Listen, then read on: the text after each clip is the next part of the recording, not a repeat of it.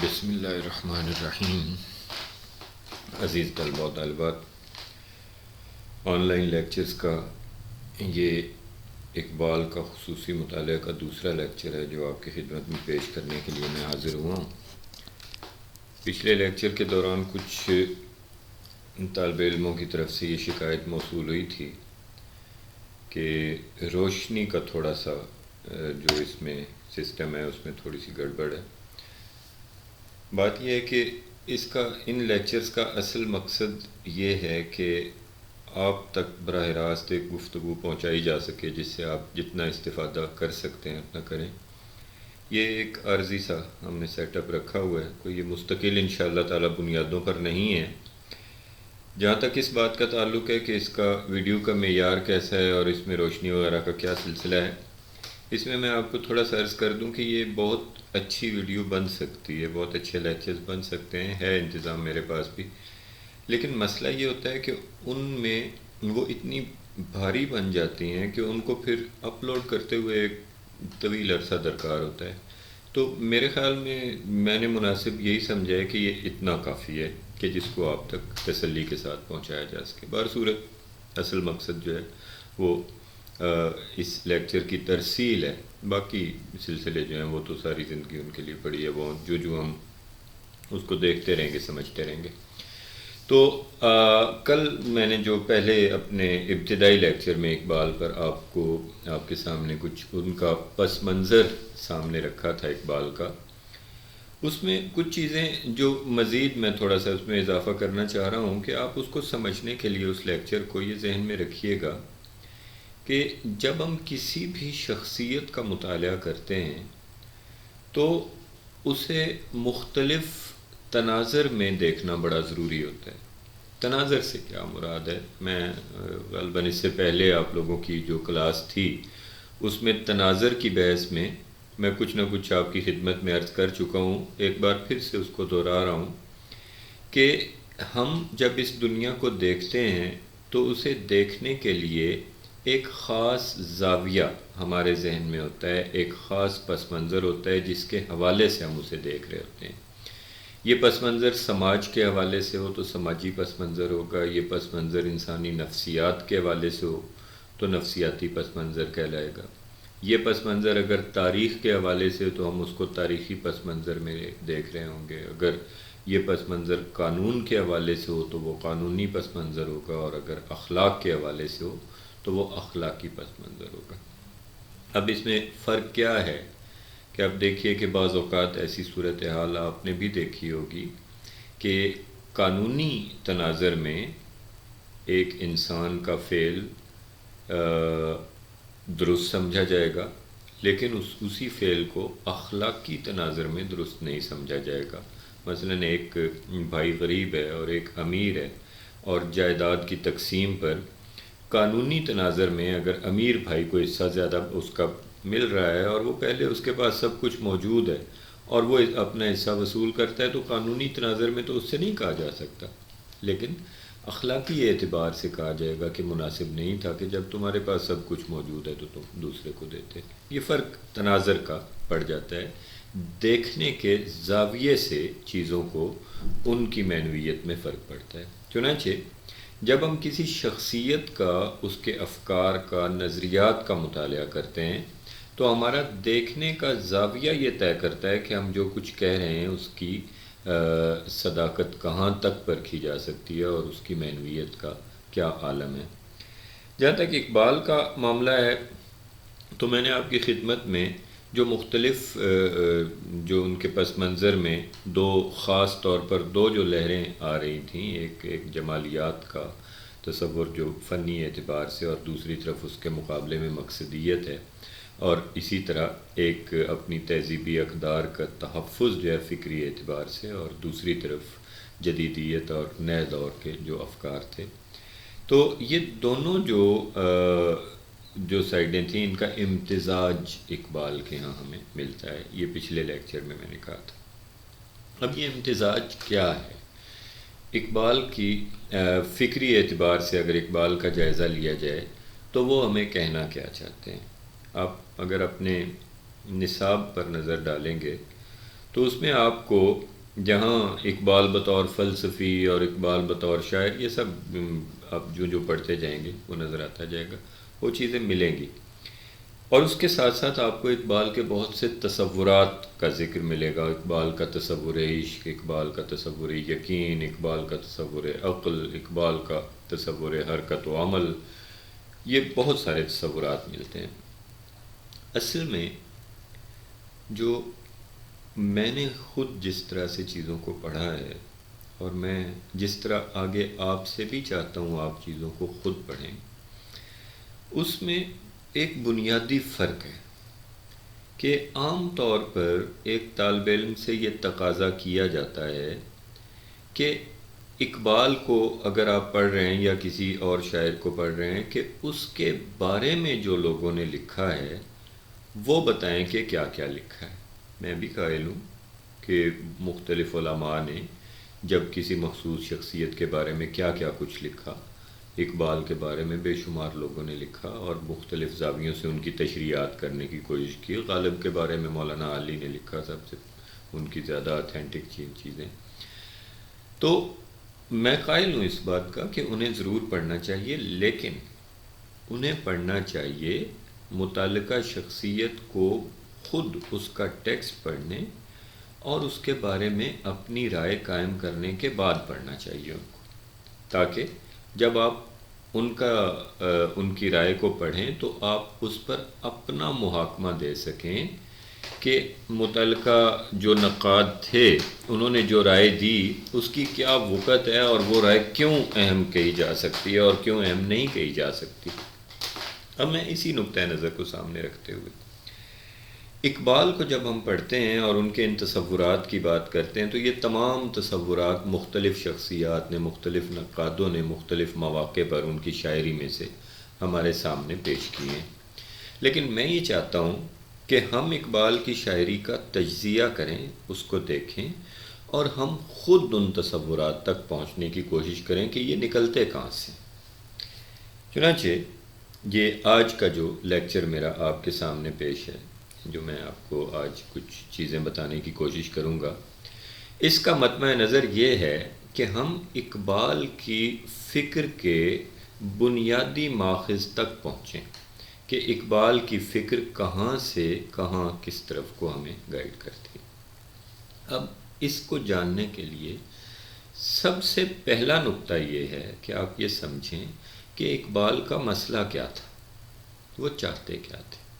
اقبال کی آپ اگر شاعری کے ادوار جو انشاءاللہ تعالی میں کسی لیکچر کی صورت میں پیش کر دوں گا کہ ابتدا میں جو وہ کائنات اور انسان کے رشتے کے حوالے سے دیکھتے تھے اور ایک حیرت کے عالم میں کائنات کو دیکھنے کا ان کے تصور ہے، اس کے بعد آخر کیا ہوا کہ اقبال ایک مربوط اور منظم نظام لے کر آئے، اور وہ نظام جو ہے اس پر بہت ساری بحثیں ہوئیں، بہت کچھ ہوا، اور وہ نظام جو ہے اسے ایک قوم کی تعمیر کے لیے انہوں نے پیش کرنے کی کوشش کی۔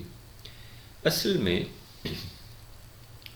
اقبال کا مسئلہ یہ تھا کہ وہ قوم جس نے پوری دنیا پر حکمرانی کی وہ قوم غلام بن گئی، اور اقبال یہ چاہتے تھے کہ وہ قوم جو پوری دنیا کی حکمران تھی ایک بار پھر غلامی سے نکل کر پوری دنیا میں ایک بار پھر سے وہی نظام لائے اور پھر سے پوری دنیا کی باغ ڈور سنبھالے۔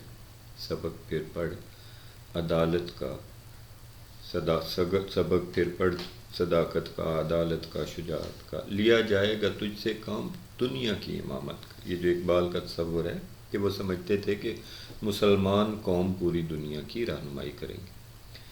اب یہاں پہ بہت ساری بحثیں ہو سکتی ہیں کہ کیا واقعی اقبال کا یہ سمجھنا کہ مسلمان قوم کے اعمال میں کچھ خرابی تھی جس کی وجہ سے وہ زوال کا شکار ہوئی، یہ درست ہے، یا ممکنہ طور پر اس کے اور بہت سے اسباب ہیں جس میں تہذیبی کروٹیں ہیں، جس میں ایک پورا معاشرے کا منظرنامہ بدل رہا ہے، جس میں زرعی دور جب صنعتی دور میں بدلتا ہے تو اس وقت کس طرح سے اقدار بدل جاتی ہیں، اصول بدل جاتے ہیں، رہنے کے طریقے بدل جاتے ہیں، اور جب اتنے بڑے وسیع پیمانے پر تہذیب کروٹ بدلتی ہے تو بڑی بڑی قومیں جو ہیں وہ زمین بوس ہو جاتی ہیں، اور زمین کے نیچے سے نکل کر بہت سی قومیں اوپر آ جاتی ہیں۔ وہ ایک الگ بحث ہے، میں اس طرف فی الحال نہیں جانا چاہ رہا، لیکن انشاءاللہ ہم اس کو بھی ڈسکس کریں گے۔ فی الحال یہ کہ اقبال کا مطمع نظر یہ تھا کہ وہ قوم جو پچھلے دور میں حکمران تھی وہ اب حکمران کیوں نہیں ہے۔ اقبال نے نظم شکوہ اور جواب شکوہ میں اس کا برملا اظہار بھی کیا، اور اس بات کا باقاعدہ طور پر اس میں ذکر کیا کہ کیوں مسلمان قوم، وہ بھی قابل بحث ہے کہ کیا جواب شکوہ میں جو وجوہات بیان کی گئی ہیں مسلمان قوم کے زوال کی، کیا واقعی وہی وجوہات ہیں، یا کہیں کوئی ایسا نقطہ بھی ہے کہ جہاں انسان بے بس ہوتا ہے بڑی بڑی تہذیبی تبدیلیوں کے سامنے۔ بہر صورت وہ الگ مباحث ہیں۔ اس وقت جو میرے سامنے بحث ہے وہ یہ کہ اقبال چاہتے کیا تھے۔ اب اقبال نے جب یہ دیکھا کہ قوم کمزور ہے تو اسے تعمیر کرنے کے لیے فرد اور قوم کے رشتے کو بنیاد بنایا۔ فرد قائم ربط ملت سے ہے، تنہا کچھ نہیں، موج ہے دریا میں اور بیرون دریا کچھ نہیں، یعنی ایک فرد کی زندگی اس کی قوم کے ساتھ وابستہ رہنے میں، وابستہ رہ شجر سے امید باہر رکھ۔ اب دوسری طرف قوم کی زندگی جو ہے وہ بھی افراد سے ہے، افراد کے ہاتھوں میں ہے اقوام کی تقدیر، اور فرد ہے ملت کے مقدر کا ستارہ ہے۔ اب یہ گویا دو طرفہ رشتہ ہے فرد کا اور قوم کا، چنانچہ فرد کی تعمیر قوم کی تعمیر ہے۔ فرد کی تعمیر خودی ہے، اور اسرار خودی میں جتنے اصول بیان کیے گئے ہیں وہ بنیادی طور پر فرد کی تعمیر کے لیے بیان کیے گئے ہیں، اور پھر اس کے بعد جب ایک فرد جو ہے اس کی تعمیر ہو چکتی ہے، جب وہ ایک ایسا انسان بن جاتا ہے جو تربیت یافتہ ہے، تو پھر اسے قوم کا حصہ بننا ہے، اور جب قوم کا حصہ بننا ہے تو اس کو اپنی شخصی جو انفرادیت ہے اسے ختم کر کے قومی زندگی میں تحلیل کرنا ہے خود کو، اور وہاں جا کر قوم کا حصہ بننا ہے، جسے اقبال نے رموز بے خودی کہا کہ خودی کیا ہے؟ ذات کی شناخت۔ ایک کھلاڑی جس کو ہم نے ٹیم میں شامل کرنا ہے، ہم اس کو دوڑنا سکھاتے ہیں، بھاگنا سکھاتے ہیں، اس کو بال پر گیند پر قابو پانا سکھاتے ہیں، اور اس کو مختلف ہنر سکھاتے ہیں، اور جب وہ اس قابل ہو جاتا ہے کہ اس کو اس کی ٹیم کا حصہ بنایا جائے تو اس کی ٹیم میں شامل کر دیا جاتا ہے، لیکن وہاں اس نے یہ نہیں کرنا کہ وہ صرف وہ خود کھیلے، بلکہ وہاں پر اس نے اپنے مقام پر رہنا ہے۔ ایسا نہیں ہو سکتا کہ وہ گیند لے کر پورے میدان میں دوڑتا پھرے، جہاں ضروری ہوگا اس نے اپنا کردار ادا کرنا ہے۔ یہ تصور جو ہے یہ فرد اور قوم کے رشتے کا تصور ہے۔ تو اقبال نے جب فرد کی تعمیر کی بات کی تو لا محالہ سب سے پہلا سوال یہ پیدا ہوا کہ فرد کا مقصد ہے کیا؟ کیوں پیدا کیا انسان کو اس دنیا میں؟ آخر کیا وجہ ہے کہ ہم اس دنیا میں دیکھتے ہیں کہ لوگ آتے ہیں، پیدا ہوتے ہیں، دنیا میں رہتے ہیں اور چلے جاتے ہیں؟ تو انسان یہاں کیوں آتا ہے؟ کیا وجہ ہے؟ اقبال نے ایک نظم لکھی، بلکہ یہ دو نظمیں ہیں جو ان کے ابتدائی دور کی، کہ روح ارضی آدم کا استقبال کرتی ہے۔ یہ ان کی نظم جو ہے، اس سے پہلے ایک نظم ہے بانگ درا میں، فرشتے آدم کو جنت سے رخصت کرتے ہیں۔ اب یہ دو نظمیں جو ہیں، فرشتے آدم کو جنت سے رخصت کرتے ہیں اور روح ارضی آدم کا استقبال کرتی ہے، یہ دو نظمیں بہت اہم ہیں اقبال کی فکری بنیادوں کو سمجھنے کے لیے۔ کیسے؟ کہ ہمارے عقیدے کے مطابق حضرت آدم علیہ السلام کو جب زمین پر اتارا گیا اور زمین پر حضرت آدم علیہ السلام آئے تو ان کے سامنے یہ دنیا کیسی تھی، اس دنیا میں کیا تھا، اور اس دنیا میں انہوں نے کیسے رہنا تھا۔ یہاں سے اقبال آغاز کرتے ہیں۔ جب آدم کو جنت سے نکالا جا رہا ہے اور اس کو زمین پر بھیجا جا رہا ہے، تو فرشتے اس کو رخصت کر رہے ہیں اور آدم اس زمین پر پہنچ رہا ہے۔ اب یہ کیوں اقبال نے منتخب کیا یہ موقع اور یہ مقام کہ جہاں آدم اپنے خالق سے جدا ہو کر زمین پر آ رہا ہے؟ یہ اس لیے کہ یہی وہ موقع ہے جہاں پر آدم کو دو متضاد کیفیات سے دوچار ہونا پڑا۔ پہلی کیفیت کیا تھی کہ اپنے خالق سے جدائی کا دکھ جو اس کی سرشت میں آج تک موجود ہے۔ اگر آپ مولانا جلال الدین رومی کی مثنوی معنوی کا مطالعہ کریں تو اس کا آغاز جہاں سے ہوتا ہے وہ مقام ہے کہ بشنو از نئے چو حکایت می کند وز جدائی ہا شکایت می کند شرح شرح سینہ خواہم از فراق تا بگویم شرح درد اشتیاق۔ یعنی بانسری کی آواز سنو کہ وہ کیا شکایت کرتی ہے، وہ جدائی کی شکایت کر رہی ہے، یعنی اس کو اس کے بانسوں کے جنگل سے الگ کر دیا گیا، اس کی اصل سے جدا کر دیا گیا، اور وہ کہتی کیا ہے کہ میں جب تک میرا سینہ پھٹ نہ جائے، وہ جو سوراخ اس کے ہوتے ہیں نا بانسری میں، کہ جب تک سینہ میرا پھٹ نہ جائے تب تک میں اپنی درد کی، اپنے شوق کے درد کی کیفیت کیسے بیان کر سکتی ہوں۔ اب اگر آپ غور کریں تو یہ جو اصل سے جدائی ہے آدم کی، یہ وہ بنیاد ہے جہاں سے آدم دو متضاد کیفیتوں کا شکار ہوتا ہے۔ پہلی کیفیت کا ذکر آپ نے صوفیہ میں، تصوف میں جو مولانا رومی نے بیان کیا کہ انسان بنیادی طور پر اس درد اور اس سوز و گداز کا ایک منبع ہے اور اس کو اپنے ساتھ لیے پھرتا ہے اس دنیا میں، جو اسے اس وقت عطا ہوا کہ جب انسان اس دنیا میں آیا۔ ٹھیک ہے، فرشتے جب رخصت کرتے ہیں آدم کو جنت سے تو وہ یہی کہتے ہیں کہ عطا ہوئی ہے تجھے روز و شب کی بے تابی، خبر نہیں ہے تو خاکی ہے یا کہ سیم آبی۔ یعنی بنا ہوا تو مٹی کا ہے لیکن تیرے اندر وہ تڑپ رکھی خدا نے، تیرے اندر وہ بے چینی اور بے تابی رکھی کہ جو تجھے کسی پارے کی طرح متحرک رکھتی ہے، بے چین رکھتی ہے۔ گویا بنا ہوا تو خاک کا ہے لیکن انسان کی اصل جو ہے اس میں، انسان کی سرشت میں خدا نے بے چینی رکھ دی، اور پھر فرشتے آدم کو تسلی دیتے ہیں کہ تیرے اندر اللہ تعالیٰ نے بہت ہنر رکھا۔ میں اس کی تفصیلات میں نہیں جانا چاہ رہا، وقت میرا بہت محدود ہوتا۔ اب ذرا آدم جب زمین پر پہنچا ہے تو اب وہ دوسری کیفیت ہے جو عملی زندگی کی۔ یہاں آپ اگر کبھی غور کریں تو اقبال ایک صوفی کے طور پر پیروی کرتے ہیں رومی کی، ایک صوفی کے طور پر وہ انسانی زندگی میں سوز و گداز جو اس کے اندر موجود ہے اس کی بات کرتے ہیں، لیکن اس کے ساتھ ساتھ اسے عملی زندگی میں بھی، اسے اس مادی دنیا میں بھی ایک وجود کے طور پر، ایک کوشش کرتے ہوئے وجود کے طور پر دیکھنا چاہتے ہیں۔ اب دوسرا پہلو کیا ہے؟ سوز و گداز کا پہلو پہلا، جدائی کے درد کا پہلو، اور دوسرا پہلو ہے حرکت و عمل کا، جد و جہد کا، کوشش کا۔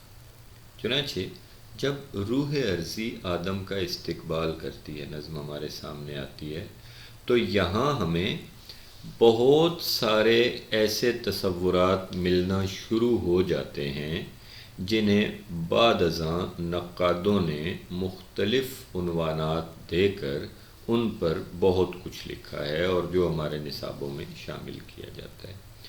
روح عرضی آدم کا استقبال کرتی ہے۔ میری ریکمنڈیشن یہ ہے کہ یہاں پر آپ اس لیکچر کو روکیں اور آپ کلیات اقبال نکالیں اور اس میں سے یہ نظم سامنے رکھیں، روح عرضی آدم کا استقبال کرتی ہے۔ اب یہ نظم کیا ہے؟ پہلا بند اس کا اگر آپ غور کریں تو کہ کھول آنکھ زمیں دیکھ، فلک دیکھ، فضا دیکھ، مشرق سے ابھرتے ہوئے سورج کو ذرا دیکھ، اس جلوہ بے پردہ کو پردوں میں چھپا دیکھ، ایام جدائی کے ستم دیکھ، جفا دیکھ، اور بے تاب نہ ہو مارکائے بیم و رجا دیکھ۔ پہلا بند اگر آپ غور کریں، آدم زمین پر آیا ہے اور روح عرضی کیا ہے؟ روح عرضی مظاہر فطرت جو زمین پر موجود ہیں انہیں روح عرضی کا نام دیا گیا۔ میں جب یہ روح کے موضوع پر سوچتا ہوں تو مجھے ایک بڑی خوبصورت ایک گیان سنگھ شاطر نے ایک ناول ہے، آپ کو نیٹ پہ مل جائے گا، کبھی پڑھنے کا اتفاق ہو، بڑا اچھا اسلوب ہے اس کا، گیان سنگھ شاطر کی آپ بیتی ہے، وہ نام اس کا گیان سنگھ شاطر ہے ناول کا، آپ اسے کبھی پڑھیے گا، بڑا خوبصورت اس میں اسلوب ہے۔ اس میں روح کے موضوع پر بڑی خوبصورت بات اس نے کہی ہے، ایک آرٹسٹکلی خوبصورت ہے، ویسے تو ہمارے مذہبی نقطہ نظر سے مختلف ہے۔ وہ یہ کہتا ہے کہ ہر چیز کی روح اس کے کرم ہوتے ہیں، کرم سے مراد اس کے فعل، اس کے افعال، اس کے کام۔ وہ کہتا ہے کہ درانتی کی روح کیا ہے کہ وہ کاٹتی ہے، فصل کاٹتی ہے، یا مثلا وہ کہتا ہے کہ ہتھوڑے کی روح کیا ہے کہ وہ مارتا ہے۔ اسی طرح ہر ایک کردار ہے ہر چیز کا، اور وہ جو کردار ادا دنیا میں کیا جاتا ہے وہ اس کی روح ہے۔ تو جب ہم روح عرضی کی بات کریں گے تو اس نقطہ نظر سے اگر آپ اس کو دیکھیں تو بڑا جلدی سمجھ میں آتا ہے کہ روح عرضی سے کیا مراد ہے، اور یہ کیا استقبال ہو رہا ہے آدم کا۔ مختلف مظاہر فطرت ہیں اس دنیا میں، اس دنیا میں دریا بھی ہیں، اس دنیا میں صحرا بھی ہیں، اس دنیا میں جنگل بھی ہیں، اور بڑے بڑے سمندر بھی ہیں، اور چھوٹے سے چھوٹا ذرہ بھی موجود ہے، جاندار ہیں، پرندے ہیں، پودے ہیں، بے شمار چیزیں اس کائنات میں۔ لیکن یہ تمام چیزیں اپنی اپنی جگہ ایک کردار ان کا موجود ہے، اور یہ اپنا اپنا کردار لے کر، دریا اپنا بہاؤ لے کر، سمندر اپنی وسعتیں لے کر، ہوائیں اپنی روانیاں لے کر، اور معدنیات اپنی خصوصیات لے کر، اور پہاڑ اور ہر چیز وہ آدم کے سامنے حاضر ہے، اور یہ تمام چیزیں آدم سے کہہ رہی ہیں کہ آنکھیں کھولو، آسمان کو دیکھو اور اس فضا کو دیکھو، اور دیکھو پہلی چیز، سب سے پہلی چیز حیرت۔ اس دنیا پر حیرت سے نظر ڈالو،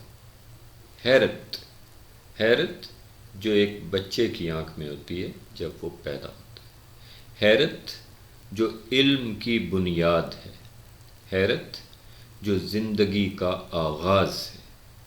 حیرت سے دیکھو اس دنیا کو، اور دیکھو کہ کیسے مشرق سے یہ سورج ابھرتا ہے، اور جب یہ ابھرتا ہے سورج تو تمام چیزیں روشن ہو جاتی ہیں۔ ایک نظارہ ہے، دور تک، حد نظر تک پھیلا ہوا ایک نظارہ ہے۔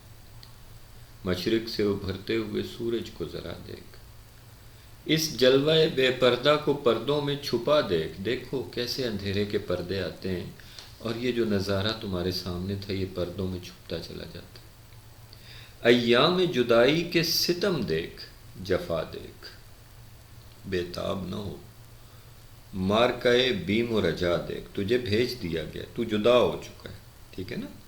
اب یہاں سختیاں ہیں، یہاں جفائیں ہیں، یہاں پر ستم ہے تیرے لیے، یہ جگہ وہ نہیں ہے جو پہلے تھی۔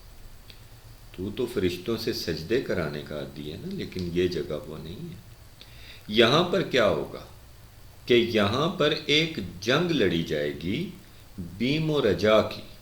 بیم و رجا کا مارکا ہوگا، بیم خوف، رجا امید، یعنی یہاں خوف اور امید کی ایک جنگ ہوگی جس میں تمہاری پوری زندگی گزرے گی۔ اب ذرا غور کیجئے، اقبال بڑے شاعر ہیں، ایک ایک لفظ ان کا جو ہے وہ اہمیت رکھتا ہے۔ اب وہ کیا کہہ رہے ہیں؟ خوف، جس طرح سورج نکلتا ہے تو روشنی پھیلتی ہے، مشرق سے ابھرتے ہوئے سورج کو ذرا دیکھ، روشنی امید کی علامت ہے، تجھے سب کچھ نظر آئے گا، تیرا خوف ختم ہو جائے گا، لیکن اس جلوہ بے پردہ کو پردوں میں چھپا دیکھ، جب یہی سورج پردوں میں چلا جائے گا، جب ہر چیز پر اندھیرا چھا جائے گا تو خوف آئے گا۔ اور جس طرح دن اور رات ایک دوسرے کے پیچھے گردش میں رہتے ہیں، اسی طرح یہ خوف اور امید تمام عمر تیری زندگی کا پیچھا کریں گے۔ تیری زندگی خوف اور امید کی ایک جنگ ہوگی۔ اب یہ خوف اور امید بنیاد ہے اقبال کے اس تمام فلسفے کی جو آگے چل کر ان کے تصور یقین کو، تصور عشق کو، ہر چیز کو ایک بنیاد فراہم کرتا ہے۔ یہ ہم ابھی آگے چل کے ڈسکس کریں گے۔ تو پہلے بند میں کیا کہا کہ خوف اور امید کی ایک جنگ ہے جس میں انسان نے رہنا ہے۔ اب ایسا تو نہیں کہ خدا نے انسان کو بے سر و سامان بھیج دیا، اس کی بہترین مخلوق ہے جو احسن تقویم ہے، اور انسان کو اللہ تعالیٰ نے جب آزمائش کے لیے زمین پہ بھیجا ہے تو اس کو بے سہارا نہیں بھیجا۔ اب سہارا کیا دیا؟ اب یہ پیش کر رہے ہیں اپنے آپ جو مظاہر فطرت ہیں، یہ اپنا اپنا کردار لے کر انسان کی خدمت میں حاضر ہو گئے۔ جیسے ایک محل میں بادشاہ سلامت تشریف لائے ہیں اور اب تمام غلام حاضر ہو گئے کہ میں یہ کر سکتا ہوں، میں اس کام کا ماہر ہوں، میں فلاں کام کر سکتا ہوں۔ اب یہ تمام حاضر ہیں تیرے تصرف میں، یہ بادل، یہ گھٹائیں، یہ گنبد افلاک، یہ خاموش فضائیں، یہ کوہ، یہ دریا، یہ سمندر، یہ ہوائیں تھیں پیش نظر کل تو فرشتوں کی ادائیں، آئینہ ایام میں آج اپنی ادا دیکھ۔ یہ سب کچھ سامان تیرے پاس موجود ہے، یہ بادل ہے یہ تیرے لیے ہے، ہوائیں تیرے لیے ہیں، پہاڑ تیرے لیے ہیں، سمندر تیرے لیے ہیں، سب کچھ تیرے لیے ہے۔ کل تک تو فرشتے تجھے ادائیں دکھاتے تھے۔ اب یہاں یہ لفظ ادائیں ذرا غور کریں کہ تھیں پیش نظر کل تو فرشتوں کی ادائیں، کہ فرشتوں کی ادائیں کیسے پیش نظر تھی کہ وہ سب کچھ بنا کر پیش کر دیتے تھے۔ جنت تھی نا، وہاں تو ہاتھ نہیں ہلانا پڑتا تھا، وہاں تو کچھ بھی نہیں کرنا پڑتا، سب کچھ بنا بنایا ملتا تھا۔ آئینہ ایام میں آج اپنی ادا دیکھ۔ یہ دن جو گزریں گے نا، ان دنوں میں پتہ چلے گا کہ تیرے اندر کیا ہے۔ یہ دن بتائیں گے کہ اے انسان، تجھے وہ جو روز و شب کی بے تابی عطا ہوئی تھی اس کا استعمال کیسا ہو رہا ہے۔ یہ دن بتائیں گے کہ وہ جو خدا نے کہا تھا فرشتوں سے کہ اس کو سجدہ کرو، تو کیا وہ درست تھا؟ کیا تو واقعی اللہ کی بہترین تخلیق ہے؟ یہ دن بتائیں گے۔ اور یہ دن جو ہیں، یہاں تیری آزمائش، اور آزمائش اگر تو پوری کرے گا تو کیا ہوگا؟ اگر تو ان تمام مظاہر فطرت کو مطیع کرے گا اور انہیں اپنے لیے استعمال کرے گا تو کیا ہوگا؟ سمجھے گا زمانہ تیری آنکھوں کے اشارے، دیکھیں گے تجھے دور سے گردوں کے ستارے، ناپید تیرے بحر تخیل کے کنارے۔ بہت اہم لائن، بہت اہم لائن۔ ناپید تیرے بحر تخیل کے کنارے، پہنچیں گے فلک تک تیری آہوں کے شرارے، تعمیر خودی کر اثر آہ رسا دیکھ۔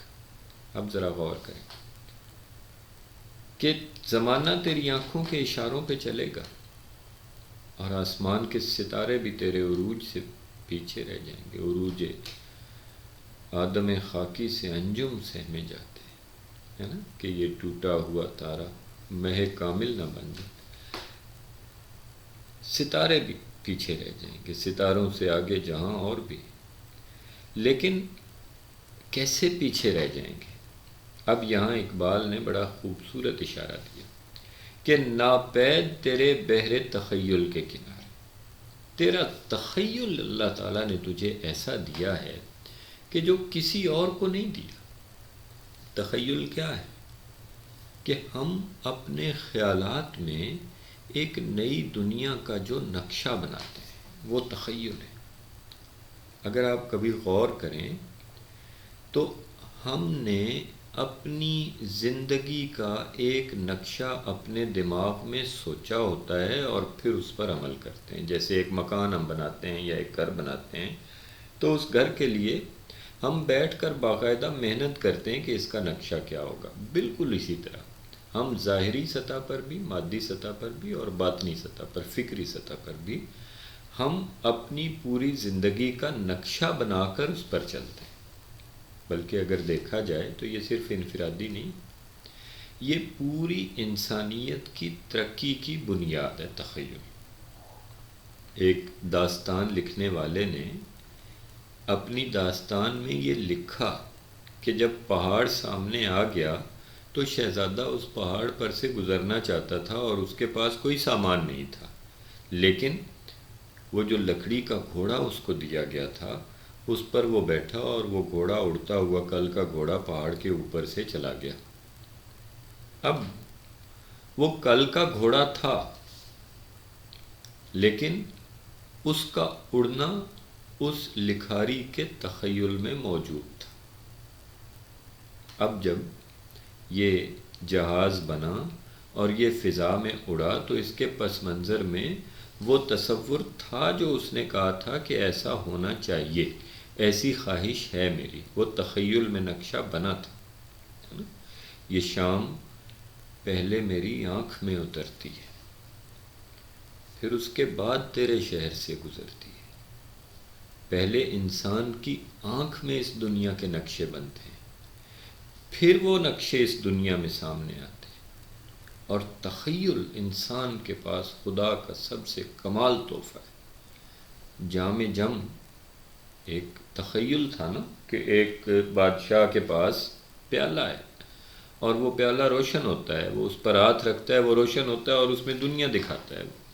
اب وہ دنیا دکھانے والا وہ پیالہ، وہ آلہ آپ کے پاس اس وقت موجود ہے اور یہ حقیقت بن کر آپ کے ہاتھ میں ہے. اب آپ غور کریں، تخیل کی مدد سے ایک نقشہ بنا اور وہ نقشہ پورا ہو. تو گویا انسان کے پاس بہت بڑی طاقت ہے، ناپید تیرے بحر تخیل کے کنارے. اب یہ تخیل کے کنارے تو ناپید ہیں، تو اس دنیا کو تو جیسا سوچتا جائے گا بناتا جائے گا، لیکن اس دنیا کو بنانا ہی اصل کامیابی نہیں ہے. اصل کامیابی کچھ اور بھی ہے، وہ وہاں تک پہنچنا بھی. پہنچیں گے فلک تک تیری آنکھوں کے شرارے. خدا تجھے پھر اپنائے گا. خدا نے تجھے جنت سے آزمائش کے لیے نکالا، اور اگر تو آزمائش پر پورا اترتا ہے تو پھر سے تو اس کے کرم کا حقدار ہوگا. لیکن ہوگا کیسے؟ تعمیر خودی کر، اثر آہ رسا دیکھ.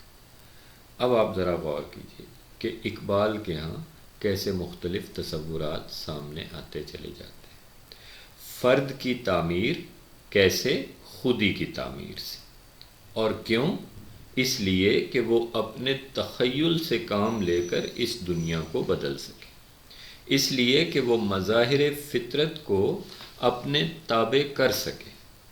اس لیے کہ اسے اس دنیا کے خوف اور امید کے جس مارکے میں بھیجا گیا ہے، اس مارکے میں وہ سرخرو اور یہ ثابت کرے کہ وہی خدا کی سب سے بہترین تخلیق، اور یہ ثابت کرے کہ وہ جو فرشتوں نے کہا تھا کہ عطا ہوئی ہے تجھے روز و شب کی بےتابی، خبر نہیں ہے تو خاکی ہے یا کہ سیما بھی. تو وہ درست کہتے تھے کہ تیرے پوٹینشل کا، تیرے امکان کا ہمیں علم ہی نہیں کہ تو کتنے امکانات اپنے اندر رکھتے. اب آپ ذرا غور کریں کہ کیسے اقبال اس کو خودی کے تصور پر کہ کیسے خود کو بنانا ہے. اب آپ دیکھیں کہ جب فرد ایک تعمیر ہوتا ہے تو اقبال پھر اس سے توقعات کیا رکھتے ہیں. یہ اگلا بند ہے جو میرا پسندیدہ بند ہے اقبال کی شاعری میں، کہ خورشید جہاں تاب کی ذو تیرے شرر میں. خورشید جہاں تاب کی ذو تیرے شرر میں. اے انسان، تیرے اس چھوٹے سے شعلے میں وہی روشنی ہے جو سورج میں ہے، جو پوری دنیا کو روشن کرتا ہے. کیا مطلب؟ مطلب یہ کہ ایک انسان اپنے ہنر کو کم مایہ مت سمجھے. تیرا ہنر صرف تجھ تک محدود نہیں رہے گا. تیرے ہنر کی روشنی پوری دنیا میں پھیلے گی جس طرح سورج کی روشنی پوری دنیا میں پھیلتی. خورشید جہاں تاب کی ذو تیرے شرر میں، آباد ہے ایک تازہ جہاں تیرے ہنر میں. کیسے؟ یہ تازہ جہاں کیا ہوا؟ یہ جہان نو کا تصور کیا ہوا جو مولانا جلال الدین رومی اور اقبال میں جہان نو کا تصور، ایک نئی دنیا کریٹ کرنے کا، ایک نئی دنیا پیدا کرنے کا تصور. اپنی دنیا آپ پیدا کر اگر زندوں میں. سر آدم ہے، ضمیر کن فکاں ہے زندگی. کیسے یہ تصور ہے کہ انسان ہونے کا راز ہی یہ ہے، کن فیکون میں چھپی ہوئی بات ہی یہ ہے کہ تو اپنی دنیا پیدا کرے، تو نئی دنیا بنائے، اس لیے کہ آباد ہے ایک تازہ جہاں تیرے ہنر میں. کیا مطلب؟ آپ نے پڑھی ہوگی آیت قرآن پاک کی، ید اللہ فوق ایدیہم، اللہ کا ہاتھ ان کے ہاتھوں پر. ہاتھ ہے اللہ کا، بندہ مومن کا ہاتھ، غالب و کار آفریں، کار کشا کار ساز. یہ جو کار کشا اور کار ساز ہاتھ ہے، یہ عمل کیسے کرتا ہے؟ اس دنیا میں کیسے یہ عمل کرتا ہے؟ سر آدم ہے، ضمیر کن فکاں ہے زندگی. کہ اللہ تعالیٰ جب اس دنیا کو بدلنے کا ارادہ کرتا ہے اور وہ کہتا ہے کہ کن ہو جا، اور وہ ہو جاتا ہے، تو اس میں چھپی ہوئی بات تو ہے. وہ تیرے ذریعے کرتا ہے یہ سب کچھ، وہ تیرے ہاتھ کو استعمال کرتا ہے. آباد ہے ایک تازہ جہاں تیرے ہنر. پرانا جہان کون سا تھا؟ آپ آج سے 200 سال پہلے کے کسی جید عالم کو، کسی بہت بڑے سائنسدان کو، کسی بڑے دماغ کو لا کر آپ اس اپنے کمرے میں بٹھا دیں تو وہ پاگل ہو جائے گا کہ یہ کون سی دنیا میں آ گیا ہوں، یہ روشنی کہاں سے آ رہی ہے، یہ کیسے ایک ڈبہ روشن ہو جاتا ہے اور اس پر کس طرح سے یہ سب کچھ پھیل جاتا ہے. اسے سمجھ نہیں آئے گی، اس لیے کہ یہ نئی دنیا ہے، یہ تازہ جہان ہے. یہ وہ جہان ہے جو تیرے تخیل میں پیدا ہوا، جسے تو نے سوچا اور پھر اسے بنایا. اب آپ دیکھیے، اب جب اتنا کچھ ہے، آباد ہے ایک تازہ جہاں تیرے ہنر میں، تو پھر جچتے نہیں بخشے ہوئے فردوس نظر میں. جنت تیری پنہاں ہے تیرے خون جگر میں. اے پیکر گل کوشش پیہم کی رضا دیکھ، جزا دیکھ. اب سوچیے آپ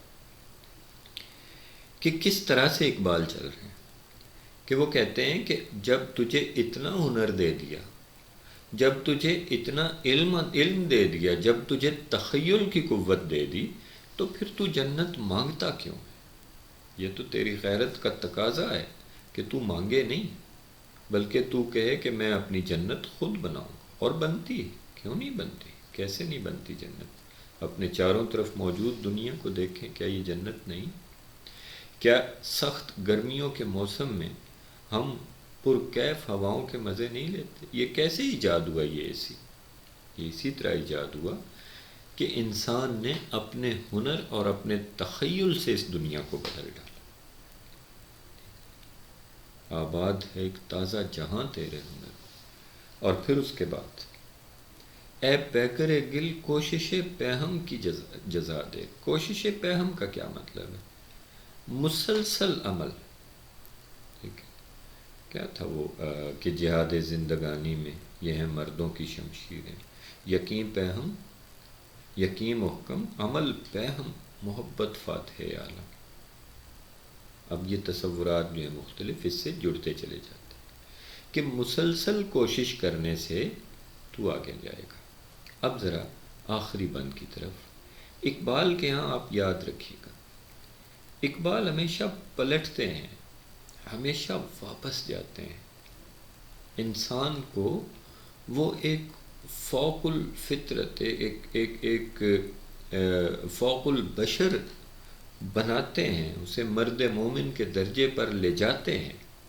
جب وہ اپنے ہنر سے تازہ جہان آباد کر لے گا، جب سب کچھ کرے گا، لیکن اس کا مقصود یہ نہیں ہے کہ وہ صرف اس دنیا کو جنت بنا لے، بلکہ اس کا اصل مقصد اپنے خالق کو راضی کرنا۔ اور وہاں پر جاتے ہیں تو فوری طور پر پلٹتے ہیں کہ نالندہ تیرے عود کا ہر تار ازل سے۔ تجھے وہ جو دل دیا ہے نا اللہ نے، عود دل، وہ جو ساز ہے، اس کا ہر تار جو ہے نا وہ ازل سے رو رہا۔ حساس بنایا تجھے، تو بچا بچا کے نہ رکھ اسے۔ تیرا آئینہ ہے وہ آئینہ کہ شکستہ ہو تو عزیز تر ہے نگاہ آئینہ ساز۔ نالندہ تیرے عود کا ہر تار ازل سے، تو جن سے محبت کا خریدار ازل سے۔ محبت جہاں بھی ملتی ہے نا وہ تو اٹھا لیتا ہے۔ محبت تیری پسندیدہ چیز ہے، تو پیر صنم خانہ اسرار ازل سے۔ یہ دنیا جو تیرے سامنے ہے نا، یہ رازوں سے بھرا ہوا ایک عجیب بت کدہ ہے، اور اس کے تمام راز اور کوئی نہیں جانتا۔ اے انسان، صرف تو جانتا ہے کہ اس دنیا میں کیا راز ہے، کیا کیا کچھ پوشیدہ ہے۔ اور محنت کشو، خون ریز و کم آزار ازل سے، اور تجھے خدا نے کیا کچھ نہیں دیا۔ تو محنت کش، تو اپنا خون بہانا جانتا ہے، اور تو تکلیفوں سے گزرنا جانتا ہے۔ اور ہے راکب تقدیر جہاں تیری رضا دیکھ، اور دیکھ کہ تیری مرضی کس طرح اس دنیا کی تقدیر کی مالک بنتی ہے۔ اب آپ پھر سے غور کریں، پھر پلٹیں ذرا، کہ ہم نے شروع یہاں سے کیا تھا کہ اقبال کے ہاں جو مختلف تصورات ملتے ہیں، جو ہماری مختلف نظموں میں ہیں، وہ کہاں سے آتے ہیں، ان کے ماخذ کیا ہیں، وہ کہاں سے پھوٹتے ہیں۔ تو اس کا جواب ہمیں یہ ملتا ہے کہ اقبال نے آدم کو اس دنیا میں آغاز میں جب آئے تھے تو چشم تصور سے دیکھا کہ وہ یہاں موجود ہیں حضرت آدم، اور ان کے چاروں طرف یہ دنیا پھیلی ہوئی ہے، اور اب آدم کا منصب اس دنیا میں کیا ہے۔ اب آپ پھر اس نظم پر غور کریں۔ پہلا منصب آدم کا کیا ہے کہ اس نے خوف اور امید میں جینا ہے۔ یہ دنیا خوف اور امید کی جنگ ہے۔ اب اگر آدم اس خوف اور اس امید کو اپنے خالق سے وابستہ کرتا ہے، اب اگر آدم اس خوف اور اس امید کو، یعنی جو ملے گا وہ مجھے خدا سے ملے گا، اور جو چھینے گا وہ مجھ سے خدا چھینے گا، اس سے وابستہ کرتا ہے، تو یہ یقین ہے۔ تصور یقین، پہلا تصور، ٹھیک ہے۔ دوسرا تصور کون سا ہے کہ انسان حرکت و عمل سے، مسلسل جد و جہد سے اپنی منزل پا سکتا ہے۔ اس دنیا میں انسان نے اگر اپنے اندر موجود امکانات کا جائزہ لینا ہے تو اسے مسلسل کوشش اور جد و جہد سے گزرنا ہوگا۔ غزالِ با غزالِ درد دل گفت، فارسی کی نظم ہے بڑی خوبصورت، اگر خواہی حیات اندر خطر سے۔ غزالِ با غزالِ درد دل گفت، عظیم پس در حرم گیرم کے نام ہے۔ ایک ہرن نے دوسرے ہرن سے دل کا درد کہا کہ یہاں اس جنگل میں تو بہت ڈرتا رہتا ہوں۔ بس صحرا سید بندہ در کمین، اگر صحرا کی طرف نکلتا ہوں تو وہ تو شکاری بیٹھے ہوئے ہیں، وہ تو مجھے پکڑنے کو بکام آؤں صبح نہ شام۔ آرام نہیں ہے ہرنوں، نہ صبح نہ شام۔ اماز فتنہ صیاد خواہوں، میں یہ شکاریوں کے فتنے سے امان چاہتا ہوں۔ دل اندیشہ آزاد خواہوں، اور اپنے دل کو خوف اور اندیشے سے نکال دینا چاہتا ہوں۔ رفیقش گفت، اے یار خرد مند، دوست نے کہا اے خرد مندہ، اے عقل مندہ، اگر خواہی حیات اندر خطر زی، اگر تو زندگی چاہتا ہے نا تو یہ خطروں میں رہنا سیکھ، خطروں میں رہ کر جی۔ دما دم خیشتن را برف سازن، اپنے آپ کو اس لوہے کا وہ ودان ہوتا ہے نا بڑا، جس پر فساں، جس پہ رکھ کے تلوار، اس پر مار اپنے آپ کو، ز تیغ پاک گوہر تیز تر سے، اور اچھے لوہے کی تلوار کی طرح تیز ہو جا۔ خطر تاب و تمہارا امتحان است، خطرے انسان کی طاقت اور توانائی کا امتحان ہوتے ہیں۔ عیار ممکنات جسم و جان است، اور انسان کے جسم و جان کے جتنے امکانات ان کی کسوٹی یہی خطرے ہوتے ہیں۔ چنانچہ اگر آپ غور کریں تو ایک منٹ میں یہ ذرا سا موبائل جی، تو اگر آپ غور کریں اس پر تو آپ کو اندازہ ہوگا کہ یہ جو اقبال کے ہاں مختلف تصورات ہیں، یہ ان کی اس ابتدائی نظموں میں سے پھوٹتے ہیں جہاں وہ کہتے ہیں کہ انسان کو کیوں دنیا میں پیدا کیا گیا۔ تو یہ جو آخری میں بتا رہا تھا نا کہ خطر تاب و تمہارا امتحان است، عیار ممکنات جسم و جان، کہ خطرے انسان کی طاقت اور توانائی کا امتحان ہوتا ہے۔ یہ وہ کسوٹی ہیں جن پر ہمیں پتہ چلتا ہے کہ ہمارے جسم و جان کے امکانات کیا ہیں، ہمارے اندر کیا رکھا ہوا ہے۔ جب تک ہم ٹکرائیں گے نہیں اس دنیا سے، ہمیں کیسے علم ہوگا کہ ہم کیا ہیں؟ اے شہر تیرے دل میں دھڑکتا ہے کون کون، اس وقفہ سکوت میں زندہ ہے کون کون، اور ٹکرائیے ہجوم سے اور جان جائیے، دیوار کون کون ہے، رستہ ہے کون کون۔ تو یہ جو تصور ہے عمل اور حرکت کا، یہ بڑا بنیادی تصور ہے اقبال کی شاعری میں۔ پھر تصور خودی، اقبال کے ہاں خودی کا تصور، پھر اس کے بعد اقبال کے ہاں عشق کا تصور، عقل کا تصور، یہ تمام تصورات جو ہیں یہ اسی سرچشمے سے بالآخر پھوٹتے ہیں۔ تو آج کے لیے جو میں نے گزارشات آپ کی خدمت میں کی ہیں، آپ تھوڑا سا اگر غور کیجئے تو اقبال کے جو مختلف تصورات ہیں، یہ تمام تصورات ان کی اس بنیادی فکر سے پھوٹتے ہیں کہ انسان اس دنیا میں کیوں بھیجا گیا، اس کا منصب کیا ہے، اور اسے اس دنیا میں کیسے جینا چاہیے، اور ایک بہتر انسان بن کر کس طرح اپنے آپ کو اس قوم کا حصہ بنانا چاہیے۔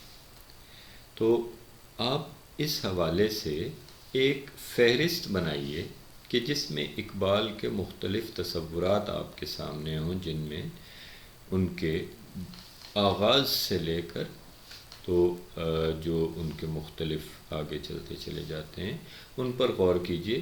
انہیں ہم فرداً فرداً ان پر بحث کرتے رہیں گے، لیکن ایک بات یاد رکھیے گا، کسی بھی شاعر کو جب آپ پڑھتے ہیں تو سب سے پہلے اسے پڑھیں، اس کے بارے میں جو کچھ لکھا گیا ہے اسے بعد میں پڑھیں۔ پہلے اقبال کو سمجھیں کہ وہ کیا کہتے ہیں، اور پھر اس کے بعد یہ سمجھیں کہ ان کے بارے میں کہنے والے کیا کہتے ہیں۔ تو اقبال کے ان تصورات کا مطالعہ ہم بعد ازاں کریں گے، لیکن اس کے بعد جو اگلی نظم جو جس تصور کی طرف میں آؤں گا، جو بنیاد ہے آئندہ لیکچر میں، وہ اقبال کا زندگی کا تصور ہے کہ اقبال زندگی کو کیسے دیکھتے ہیں، کہ یہ زندگی انسان کی کیا ہے۔ اب اس کی آگے تفصیلات آئیں گی نا، پہلے تو زمین نے استقبال کیا نا، اور اب آگے زندگی کیا ہے، اس کی طرف ہم آگے اگلے انشاءاللہ آئندہ لیکچر میں چلنا شروع کریں گے۔ وما الینا الا البلاغ المبین، اور آپ اس سے استفادہ کیجئے، اور انشاءاللہ آئندہ لیکچر میں پھر ملاقات ہوگی۔ بہت شکریہ۔